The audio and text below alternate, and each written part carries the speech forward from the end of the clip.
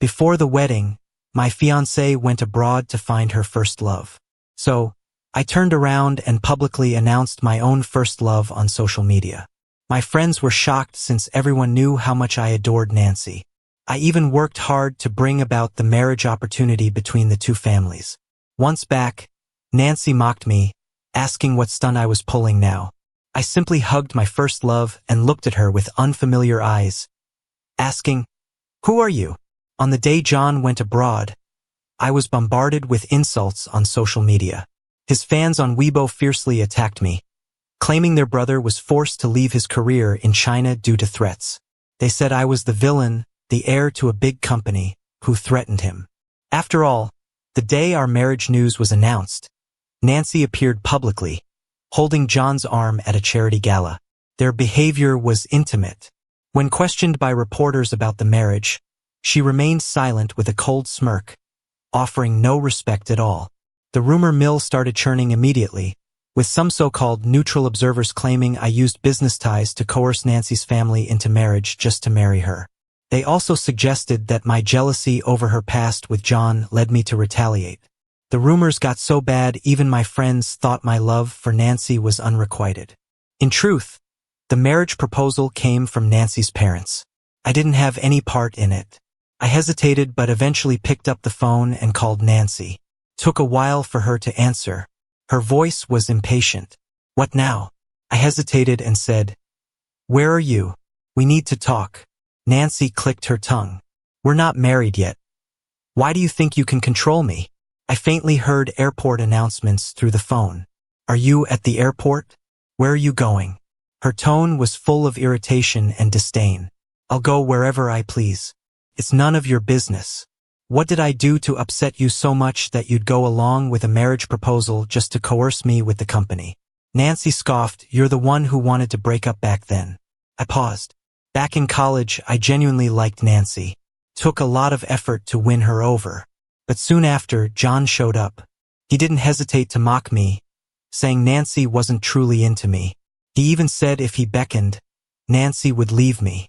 Whenever I subtly hinted that Nancy should distance herself from John, she brushed it off, saying they were just friends and told me not to be so petty.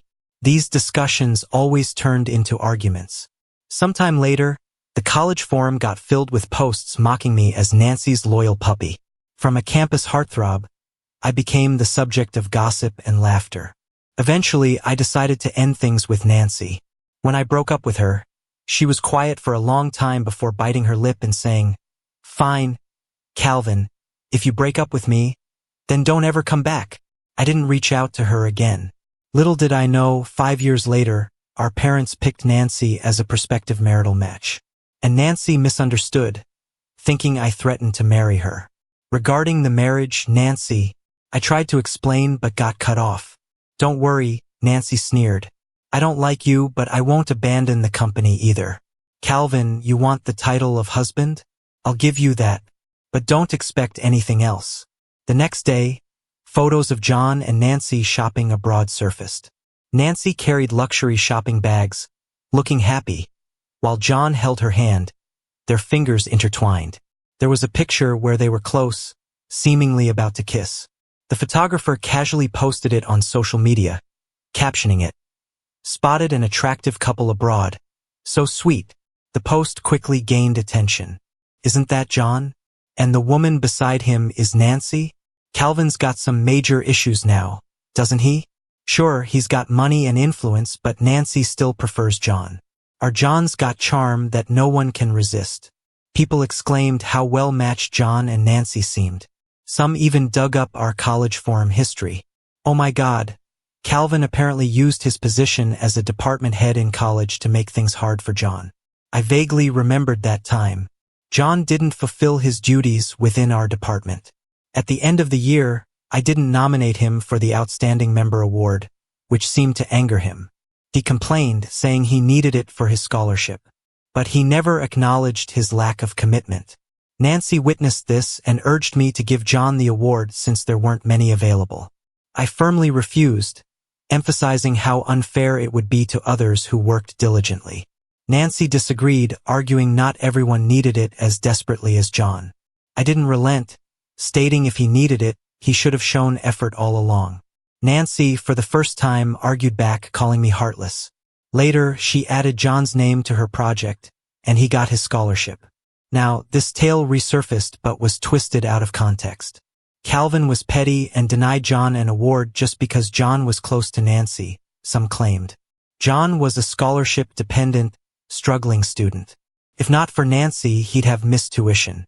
The uproar from this revelation triggered fan outrage. They started doxing me, uncovering all my social media accounts, even my lesser-known ones. My pet videos were flooded with hateful comments. That cat is unlucky to be with someone like you. How can you be so corrupt? Why don't you just go die? The direct messages were brutal. Some even sent black and white photos of my whole family. Hope your entire family goes to hell. Days of online hate left me feeling down. Then came flu season and I got a high fever. With my head spinning, I kept calling Nancy from home, hoping she'd step up and explain things. This involved my family. I couldn't just sit back. The fever left me disoriented and achy all over. One call after another, I lost count. No one picked up. The hateful words online echoed in my mind, and regret took hold. Why did I agree to this engagement? What did I ever see in someone like Nancy? Over and over, I dialed Nancy's number, ready to call off the engagement the moment she answered. But the phone kept ringing. No answer. In a daze, I misdialed and called a different number by accident. Why are you calling me? A soft female voice asked. When I came to, I was in a hospital room. There was a beautiful woman standing by my bed. How are you feeling? Her voice was cool but caring. Seeing her face, excitement filled my eyes. Amy, you're finally back. The person I was holding stiffened up. Calvin? Holding her, I couldn't stop talking. I had a fever and couldn't reach you. We're getting married in a month. Where were you? After I said this, Amy paused and was silent for a moment. Who am I? Confused, I asked, You're Amy, my fiancée. What are you saying? Amy's eyes widened, a blush on her cheeks. Unbelievable, I said. What do you mean? Are you backing out? Amy's eyes flashed. Haven't you always liked? Without letting her finish, I interrupted coldly. Amy, we're getting married in a month. Are you trying to back out now? We stared at each other. She pressed the call button by the bed. Doctor, please come. I think the patient has some memory issues. My parents arrived after the hospital diagnosis. The doctor said I had temporary memory issues from the fever. Physically, I was all right, but who knows when my memory would return. Mom and Dad stepped out to talk to the doctor, leaving Amy and me alone. I tugged on Amy's sleeve, bewildered. Did I really mess up my memory? But I clearly remember us getting married next month. Amy's breathing got a bit erratic as she gripped my hand tight. Calvin, you heard the doctor. I like you and am willing to marry you. But after your memory comes back and you realize you're marrying me, will you regret it? I interrupted. I won't regret it. I'm an adult. I'll own my choices. Amy seemed stunned. But I won't force you into anything unwillingly. I hugged my knees, feeling a bit down. If I got it wrong, forget it. My memory's messed up. You're not obligated to marry me. The next moment, she held my hand. Amy met my gaze, gripping my fingers. Let's get married. Her breathing quickened, her whole face flushed. Next month it is. I was discharged soon after. But my family was tight-lipped about the past, not saying much. Even my phone was lost somewhere when Amy brought me to the hospital. When I announced our wedding next month, my parents agreed without much fuss. With the wedding day approaching, preparations were underway. I dragged Amy around, checking out wedding bands, dresses, and decorations. After we picked the rings, I sneakily snapped a photo of Amy and posted it online. We picked out rings. Someone's taste isn't as good as mine. I expected some nice comments. Instead, my comment section blew up. Huh? Am I seeing this right? Did Nancy get some work done? Looks good, though. Are you blind? That's Amy. Still confused, a buddy of mine bombarded me with messages. Did you dump Nancy? I typed a reply. Who's Nancy? Before I hit send, Ken dropped a pin to a bar. Same place tomorrow. Drinks on me. Let's chat. The next afternoon, I went to the spot. Just as I sat down, some guy I didn't know came over. Calvin, why the sudden engagement to Amy? Didn't you always like Nancy? You caved over a bit of online drama? Before I could respond, Ken returned with drinks and overheard. Why bring that up? I've told you before, Calvin isn't someone to string along, which is exactly what Nancy is. Say it again and we're done being friends. The guy awkwardly shut up. Things got awkward, and I couldn't help asking, what are you guys talking about? I've always liked Amy. Even if it was an arranged thing, our families are close. No room for anyone else. After I said it, the room went silent. Everyone was looking past me. I turned and saw someone looking upset. No idea why, but I sensed anger from this person. Calvin, I was gone for a few days and you say stuff like this? Just a few photos can set you off like this? Haven't you grown up at all? The woman's face darkened. You like Amy? Huh?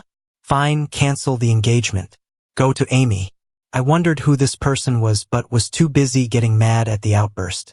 Which rock did you crawl out of? Of course, it's Amy I'm with. Who else would it be, if not my future wife? If your mind's messed up, get it fixed. Why pick fights? No mirror at home? Ever heard of water reflections? Take a look. You don't hold a candle to Amy's toe. I started ranting at the woman, and her face just got darker and darker. With disbelief in her eyes, she said, Calvin, is this your new trick? I'm warning you, don't push it too far. Someone behind me tugged at my shirt and whispered, Calvin, what are you doing? This is Nancy we're talking about. Haven't you always liked her? Nancy? That's a name that kept cropping up over and over again. I pointed at myself. I like her? Images of Amy, my parents, and their odd reactions popped into my head. Did I used to like someone like her? I've told you many times, Calvin, I'm okay with the arranged marriage, but I'll never like you, Nancy said with a mocking tone. Looking at her, all I felt was disdain.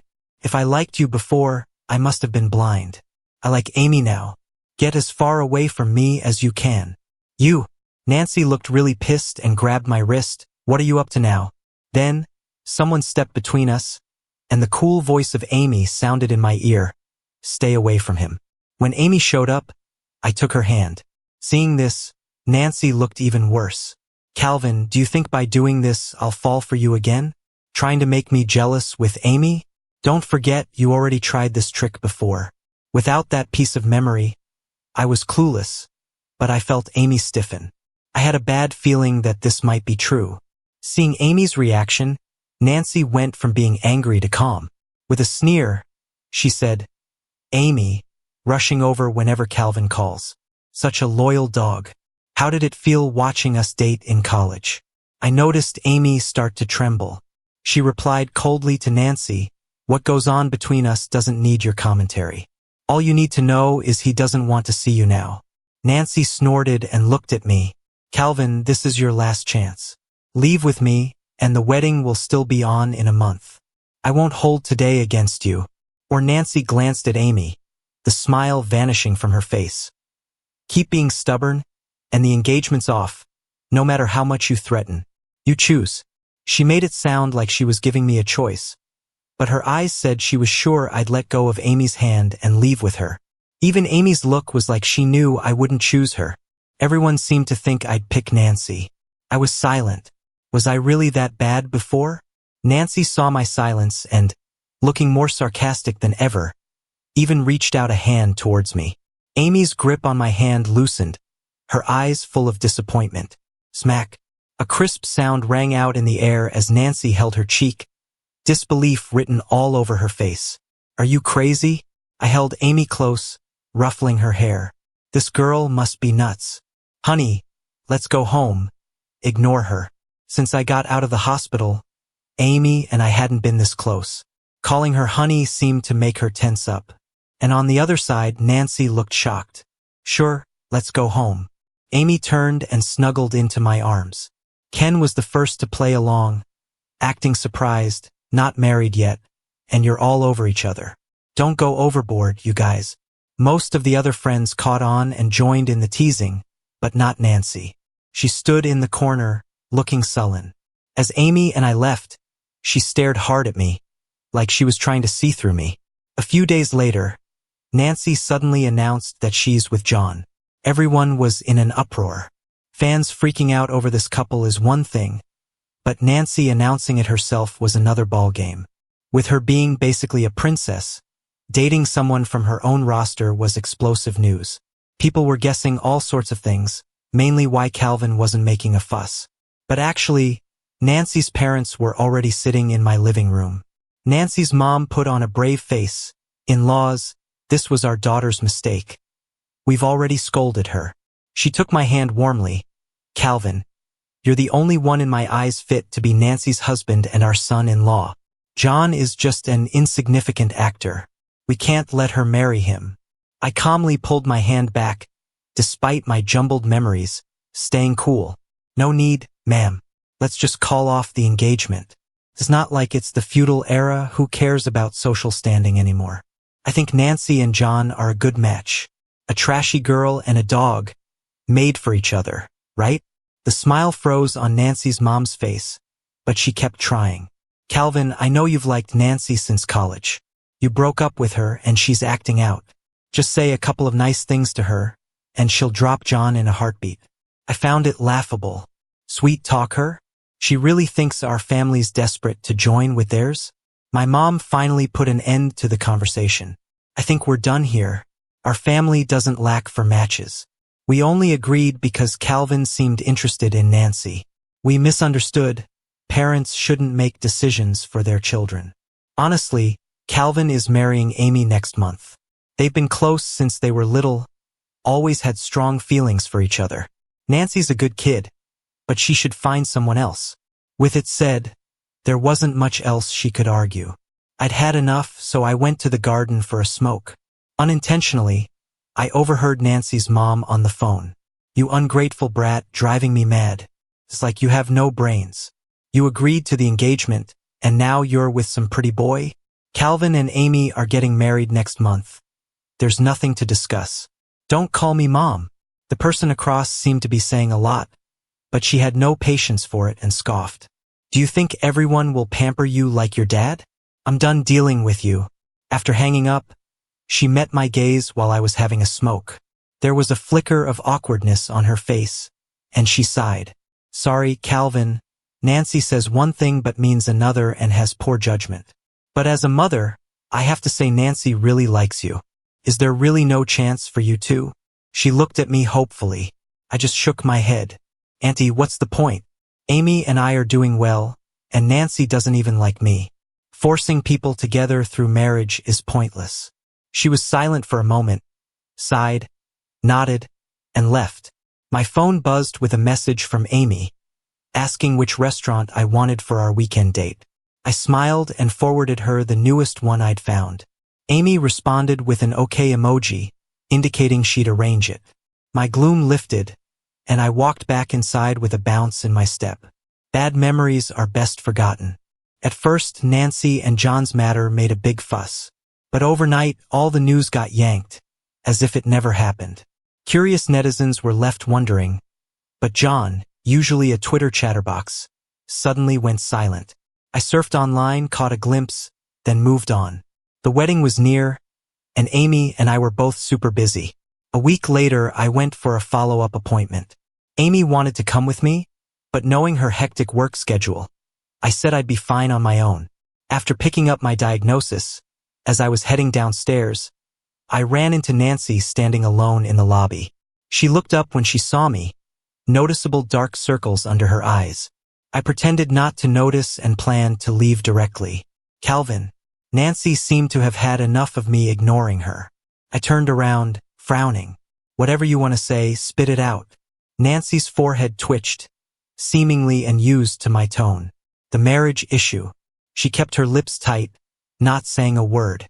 Just as my patience was about to run out, a man's voice came from behind. "Nancy, who are you talking to?" John, holding a bag with a mask on, only showed his eyes.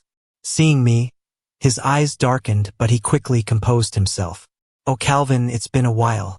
"Hello, Senior," he said, tugging on Nancy's arm. I've seen the doctor, let's go. However, Nancy stood still, looking at me. John's expression stiffened, but he forced a smile. I get it. Nancy just got back. It's normal for you two to catch up. He jutted his chin out, acting magnanimous. I'll be waiting over there. I looked between John and Nancy. You two really? Nancy's breathing hitched. And if I say it's true? I nodded. You two make a great pair, wishing you happiness. Just remember to give me 2 wedding red envelopes. Leaving those words, I turned to leave. But then, Nancy gripped my wrist, anger tinging her voice. Years passed, you still won't listen to my explanation. Why are you so calm usually? But with John, you're always suspicious. I rolled my eyes, classic line. Even with amnesia, I know if you think something's fishy, it usually is. I know myself well enough not to unjustly accuse anyone. I pulled my hand back. Do I really know you? We're that close? John cut in, Calvin, please stop fighting with Nancy. Everything wrong are my faults. Don't blame Nancy. I smirked. This guy's good at playing innocent. Of course, it's your fault. John's smile froze. But your methods suck. Blame my past self for being dumb. I glanced at Nancy, stating coolly, kindly step aside. I need to get home for my fiancé's cooking. Nancy's attention darted elsewhere. You're living together? She looked incredulous. I raised an eyebrow. We're getting married next month. Why's living together a big deal? Nancy gritted her teeth and tried to pull my arm. We need to talk. In the scuffle, my diagnosis slipped from my hand, landing at her feet. Nancy frowned, picking it up, face going stiff. After a while, she looked up, bewildered. Calvin, what's this? Amnesia? Nancy stared hard at the diagnosis sheet, as if trying to burn through it. Impossible. How could you just forget? Her voice trailed off, but the medical report doesn't lie. Notice her realization. I dropped the act. Yeah, I don't remember, and I don't know you. Now give me back the diagnosis. I have to go home. I reached for it, but Nancy hid it behind her with a stern face. If you have amnesia, then why agree to marry Amy? I replied plainly, because I remember Amy. You remember her, but claim not to know me? Nancy looked dark, questioning. Calvin, do you think I'll believe that? I let out a short laugh. Believe what you want. Keep the diagnosis. I don't need it. Ignoring Nancy, I turned to go. As I left, I heard John's voice. Nancy, can we head back? Nancy snapped, go yourself if you've got legs. Then she shouted after me, Calvin, I'll check if this diagnosis is fake. Don't play games with me. I rolled my eyes inside. A few days later, just outside of work, I saw an unfamiliar car parked. Nancy stepped out, looking serious. Is it true you have amnesia? I barely frowned. What's it to you? She seemed not to notice my resistance. Come with me. She stubbornly tried to grab my hand. I dodged her reaching hand and snapped. Why should I go with you? That place might help you remember something from your past. I was skeptical. What place could be that magical? My phone buzzed. I unlocked it to see a message from Amy. Off work yet? I ignored Nancy and focused on replying. Yep. What delicious thing did you make today? Without realizing it, Nancy came over and saw the message on my phone. Her face fell. Calvin, are you sure you like Amy? You're so scared of getting your memory back. Do you really want to blindly marry Amy? Nancy looked unwilling. I talked to a doctor. You need to stimulate your brain. If you go to that place with me, maybe you'll remember something. I turned off my phone and looked her in the eyes. I'll go. An hour later, I drove with Nancy to Zhang University, my alma mater. Walking around the campus, Nancy kept telling stories relentlessly. Remember this place? The track field, we used to come here a lot when we first started dating. This cafeteria, window 2 sweet and sour pork, was your favorite. Finally, we stopped by the basketball court. It wasn't dark yet, and many students were playing on the court. Suddenly, there was a commotion, and a ball came flying right at me. Look out. Nancy noticed the ball and shouted a warning. Just as I was about to dodge, someone gave me a light push, and I smelled a fresh soap scent. When I came to, I locked eyes with Amy. Why did you come here with her? Didn't you say you were coming home for dinner? I opened my mouth to explain, but a sharp pain hit my head. My legs went weak, and Amy caught me just in time. Calvin, in a daze, Amy helped me to the car, pushing away Nancy, who tried to intervene. Are you okay? Drink some water. I'll take you to the hospital right now. Amy panicked. I grasped her hand weakly. Wait, hold on. I think I'm starting to remember. Nancy's haphazard plan surprisingly worked. While walking on campus, bits and pieces of memories began flashing in my mind. The near-hit basketball was the last trigger. I realized why Nancy brought me to the basketball court. This basketball court is where we first met. But I also remembered the arguments, misunderstandings, the mess, and how heartbroken I was saying the words, "Let's break up," and the remorse and hatred during that high-fever night. On the way back, I stayed silent. The surge of memories overwhelmed me. Amy was silent too. Back home, I noticed a fully laid dinner table. But the food had gone cold from sitting too long. "I'll throw it away later," Amy said in a low voice. "No, heat it up. I can still eat it," I said quickly.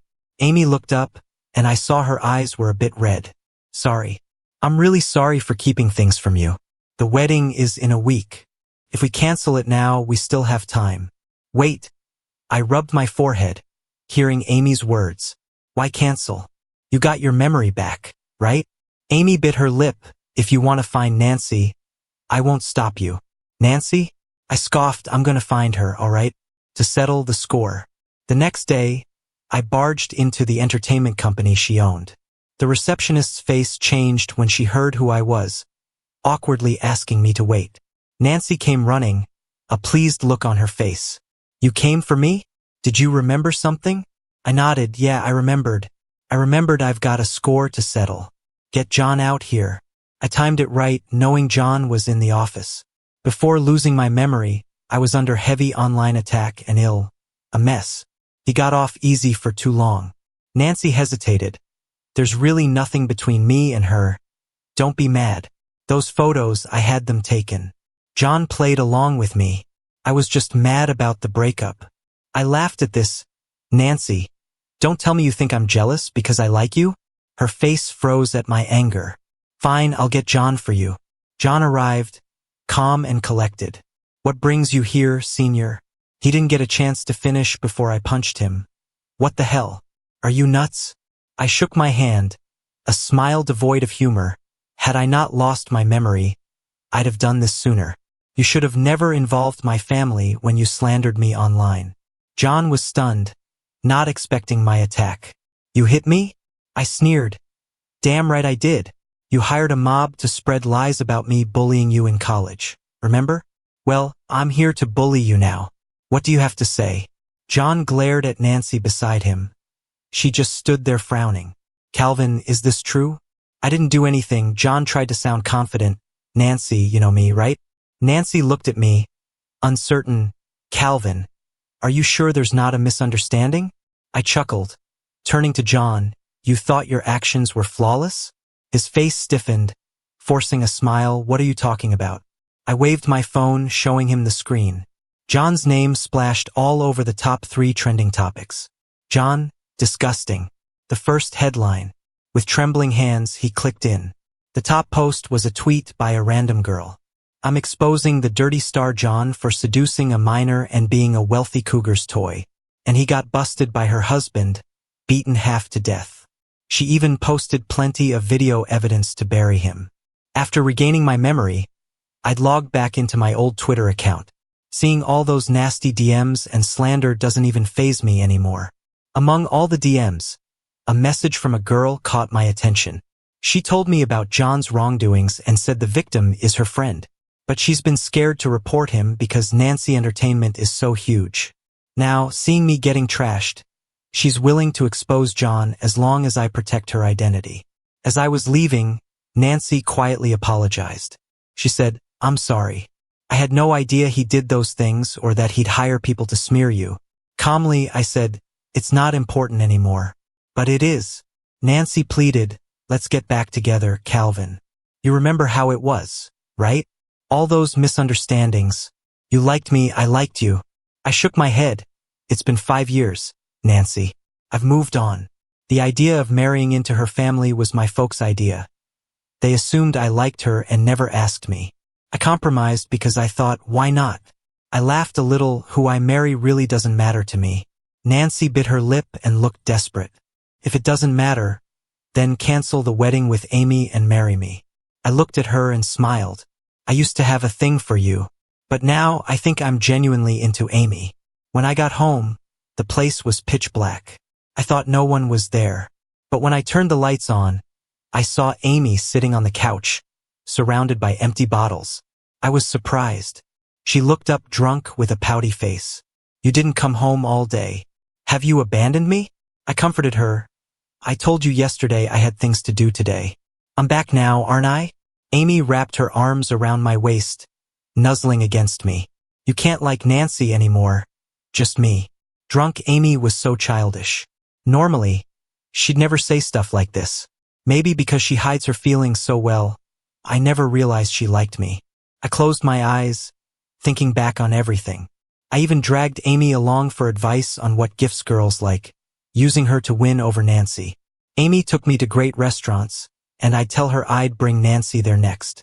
I can't believe how much that must have hurt. And I didn't even notice. I hugged Amy, stroking her back. Never again. I'll only like you from now on. Hearing this, Amy let go and batted her eyes. Really? I smiled and nodded. I'm not lying. Then suddenly something warm and sweet with a hint of alcohol touched my lips. Amy was kissing me. Her grip was so tight, I could barely breathe.